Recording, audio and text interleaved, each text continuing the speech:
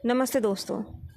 आज मैं एक ऐसी कहानी सुनाने जा रही हूँ जो कुछ हद तक आज की सच्चाई को बयान करती है। चारों ओर विषैली गंध फैली हुई थी।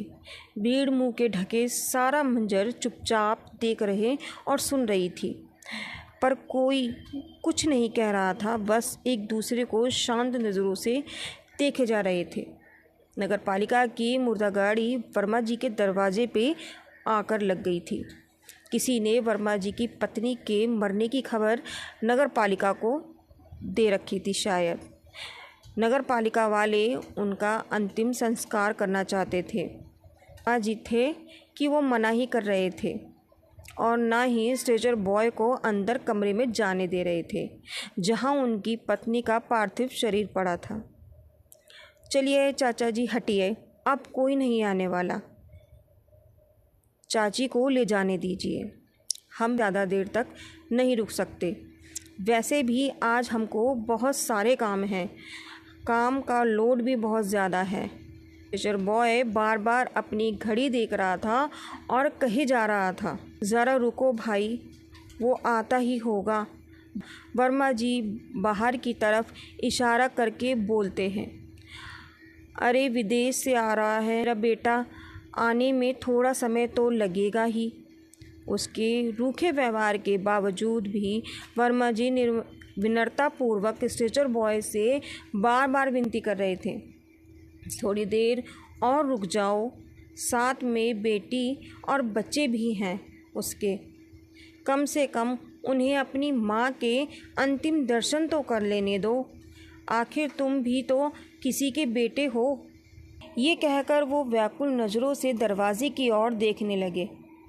वो बार बार दरवाजे की तरफ दौड़ कर जाते और लौटकर भीतर कमरे में पड़ी अपनी पत्नी के पार्थिव शरीर से लिपट कर रोने लगते।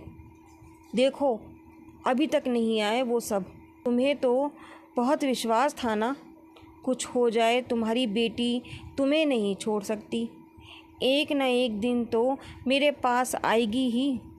आखिर कब तक अपनी माँ से दूर रहेगी? बेटी को पढ़ने लिखने के लिए तुमने ही तो ना सारा जेवर बेचकर उसे दिया था।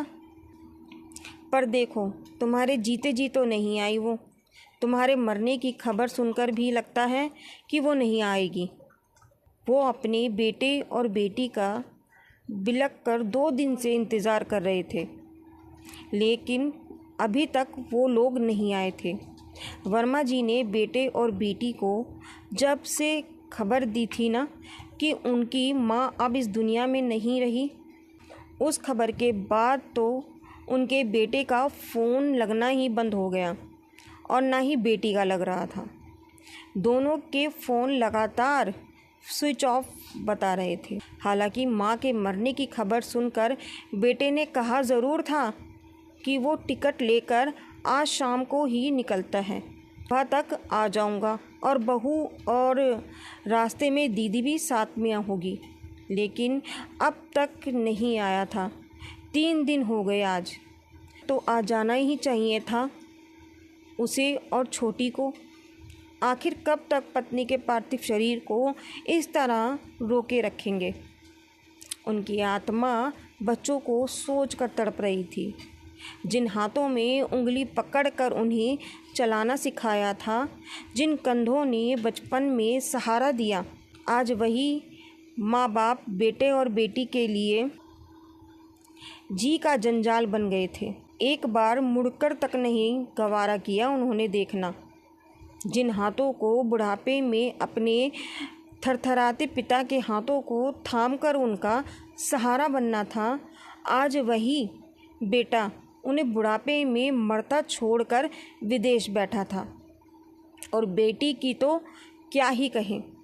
कहा जाता है कि एक माँ बाप को सहारे के लिए बेटियां वरदान होती हैं। एक ही कोख से जन्म लेने वाले 2 औलादों में बेटा माँ बाप को ठुकरा सकता है, लेकिन बेटियां अपने माता पिता का बुरा कभी नहीं चाहती। लेकिन आज बेटे को छोड़ उनकी बेटी भी उनकी परवरिश को गलत साबित कर रही थी। वर्मा जी पत्नी का सर गोद में लिए रोए जा रहे थे। साथ ही साथ मरी पत्नी से बातें किए जा रहे थे। उनके मुरझाए चेहरे पर चिंता और वेदना की लकीरें कोने कोने पसरी थी। अच्छा हुआ कि तुम मुझसे पहले मर गई।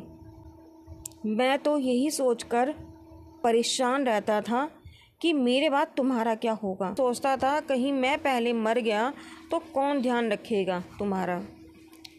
अब कम से कम तुम्हारी चिंता तो नहीं रहेगी मुझे। इसका आज मैं किश्त भर रहा हूँ, कहकर पत्नी को सीने से लगाकर रोने लगे। तभी स्ट्रेचर बॉय की आवाज़ ने उनका ध्यान भंग किया।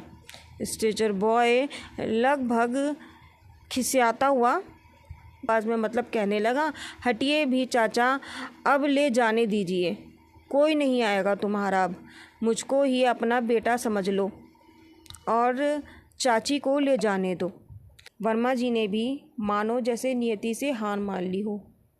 उनके नाना करते करते भी स्ट्रेचर बॉय कमरे के अंदर घुस गया, लेकिन अगले ही पल आश्चर्य से उसके जो कदम थे ना वो पीछे हो गए। बिस्तर पर एक नहीं 2 मृत शरीर पड़े थे, सड़ी सुकड़ी सी 2 लाशें, और एक उसको सीने से लगाए। एक की नज़र जो थी ना वो खिड़की से किसी को देख रही थी और दूसरी की नज़र उसको ताक रही थी। एक लाश वर्मा जी की पत्नी की और दूसरी उनकी खुद की। ये देखकर स्ट्रेचर बॉय की नज़रें वर्मा जी को ढूंढ रही थी, लेकिन वो कहीं नहीं थे। सच का एहसास होने के बाद स्ट्रेचर बॉय की जो रूह कांप गई कि वो इतनी देर से वर्मा जी नहीं बल्कि उनकी आत्मा से बातें किए जा रहा था। इतनी देर वर्मा जी की आत्मा ने उसका रास्ता रोक रखा था और मानो सुनिश्चित करना चाहते थे कि उनका अंतिम संस्कार उनका बेटा ही करे। और स्ट्रेचर बॉय ने मुझे अपना बेटा मान लो कहते ही निश्चित होकर चल दिए हों जैसे। दूसरी तरफ बूढ़े माँ बाप को उनके जवान बच्चों के इस तरह मरता छोड़ जाने से पूरे मोहल्ले की आंखें दर्द से छलछला रही थी। सबकी आंखें नम थीं। हाँ, ये अलग बात थी कि जो किसी ने लाश को छुआ तक नहीं था और ना ही उन दोनों की अंतिम संस्कार और कर्म की जहमत उठाने की कोशिश की थी। अकेला स्ट्रेचर बॉय वेदना में डूबा अपना काम कर रहा था।